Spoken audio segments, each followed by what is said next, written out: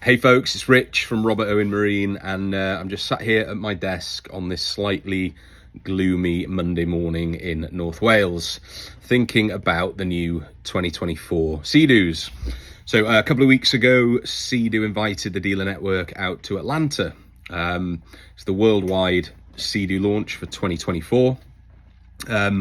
Starts on the 20th of August and runs through, I think, to the 23rd, 24th. And during that time, we'll have the worldwide launch for the entire BRP range for 2024, and the Seadoos will be in there as well.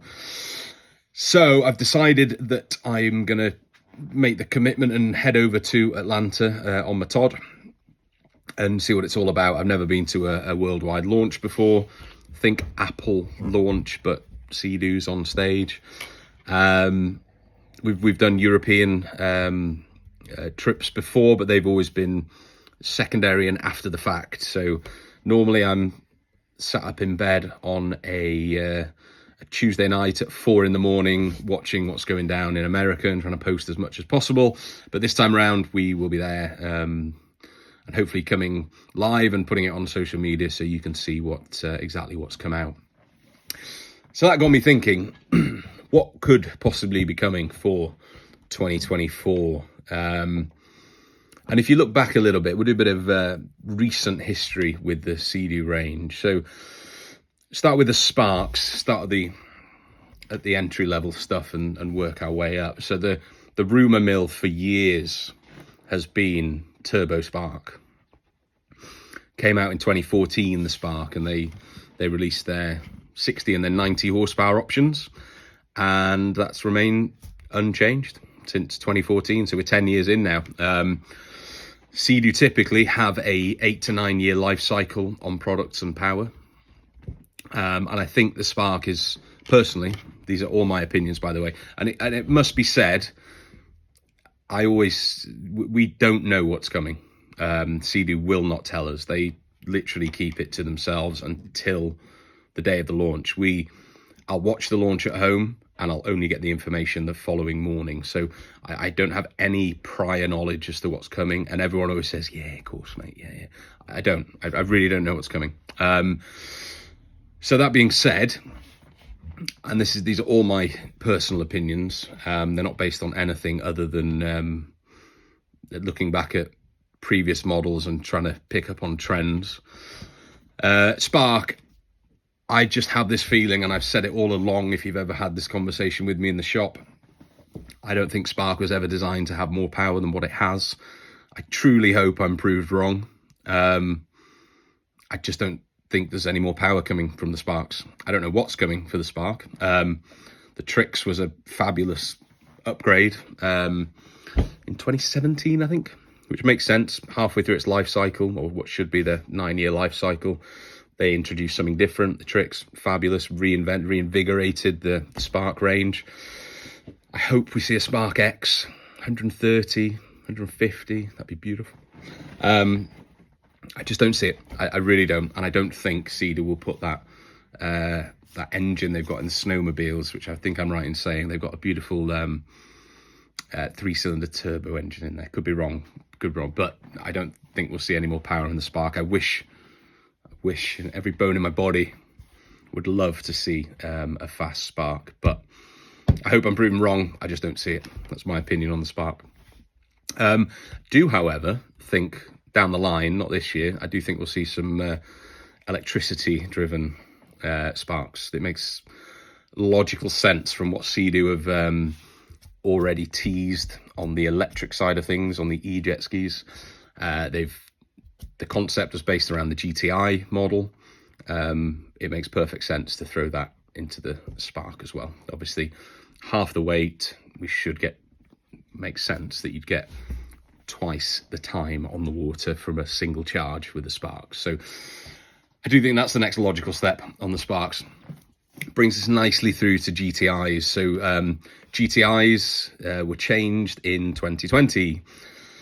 Prior to that, I think it was 2011, 2011 when I think the previous generation GTI was changed.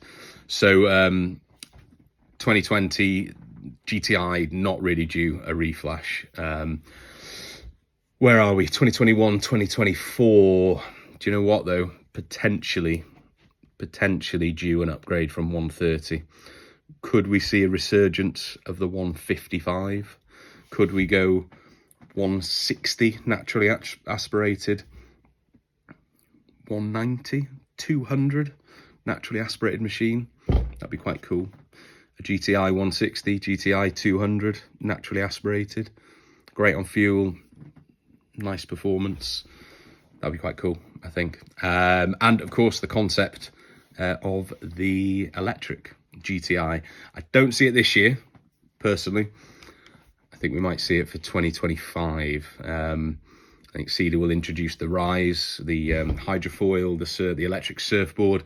They promised that for 2024.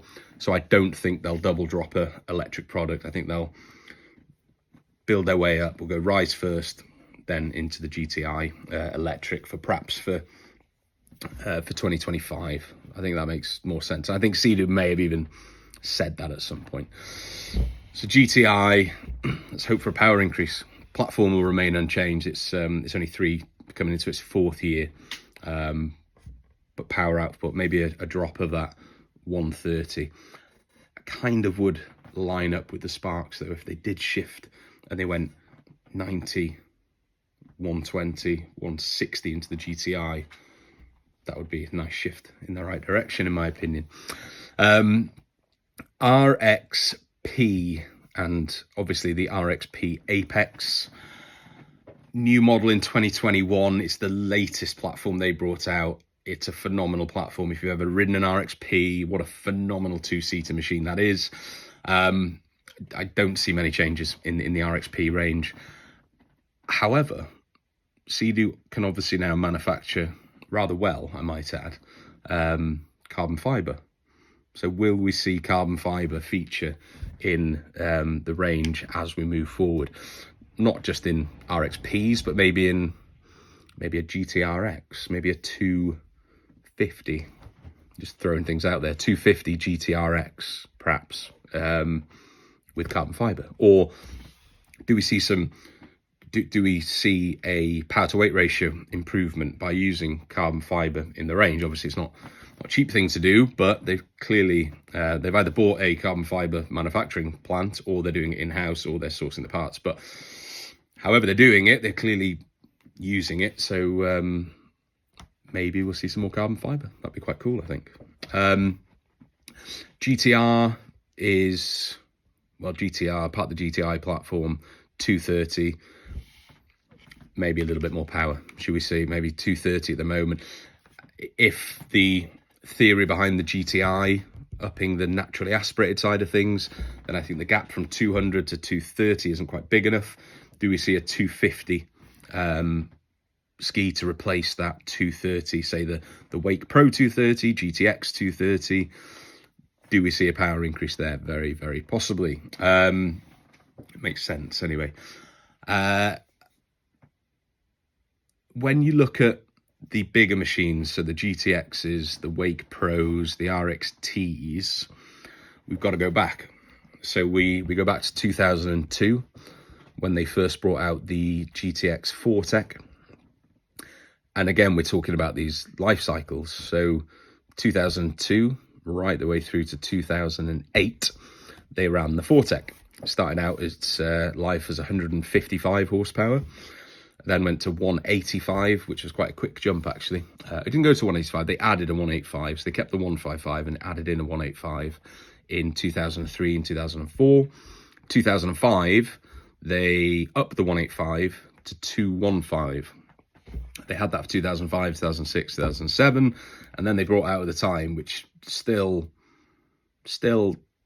I think, one of those skis that will go down in history and blew my mind at the time. Just hopping on the RXPX 255 back in 2008 was mind-blowing power. Looking back now, the holds weren't particularly great for putting that power down. They were very lively, but it made them feel so fast. if you ever get a chance to ride one of those, they are getting a bit long in the tooth now, but if you get a chance to ride one of those, they still hold their own from a sheer, there's no other word for it, but just like, yeah, phenomenal bit of kit. So 2008, sorry, I digress. 2008 came the 255 horsepower. And then that remained then all the way up till 2009 when they brought out the GTX 260 IS, which is their next step up. And that's where we saw the S3 hull. So again, we had that 8-year life cycle from 2002 to 2009. They brought out a new platform. And in the middle there, they changed the horsepowers. And then we look at the S3 platform. So it came out in 2009 with the IS. It was 260 horsepower at the time. And then they ran the S3 platform right the way through until 2015. Then in 2015, we saw the birth of the 300 horsepower. And then 16, 17, they remained on the S3 hull. But again, we hit that life cycle. 2017, came out in 2009. Roughly 8 years, rough figures here. 8-year life cycle on the hull. And so the ST3 was born, but we're still on that 300 horsepower. So we've had 300 from 2016 until now. It makes logical sense. The platform will remain unchanged, the ST3 hull. But you look back through history, through what Seadoo have done, they've got a power life cycle and a hull life cycle. And I think we're due a change. How much of a change, I don't know, but it makes sense. It's quite exciting. Possibly some more powerful machines. We'll see what comes. That's my thoughts on the matter, and I would love to hear, if you've made it this far, I'd love to hear your thoughts on the matter. As always, this time of year, when it gets to that launch of the new products, we start to run competitions. We've had some serious bother with scams and people trying to set up fake Roberto Marine pages, tell you that you've won, ask you to fill out a form and ask for credit card details and that. We will never, ever do that. If we run a competition, we'll announce a winner. I'll message you privately. You can call me. It'll always be me doing it. It'll be nobody else. You won't have to fill in any forms. We won't ask you to be a friend. We won't friend request you. There'll be none of that. It's purely write your answer in the comments, like and share the post, and that gives you the chance to be in it, to win it, shall we say. So what should we say? Prize to be determined. Best guess as to what comes out for 2023 will win the prize. You don't have to be bang on, you just have to be the closest.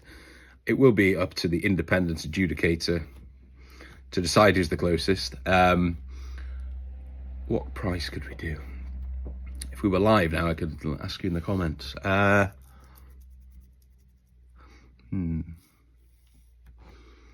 Best guess, I reckon, we'll do a £500 shop voucher to spend on anything you like in the shop. You can even use it against the new Seadoo if you like. It's a best guess. That's a good prize, 500 quid. Type away, guess as many times as you like. I'd love to see what your thoughts are. You've had my thoughts on it. And keep an eye out, keep your eyes peeled on the page. As we go along, we'll do a few more competitions. You'll probably be sick of me by the time I've been to Atlanta and back. I should be featuring fairly heavily on your social media platforms with a bit of luck. And if you've got any questions about them, give me a shout. Always happy to chat Seadoos. Yeah, and as always, we will see you on the water. Have a great day, everyone.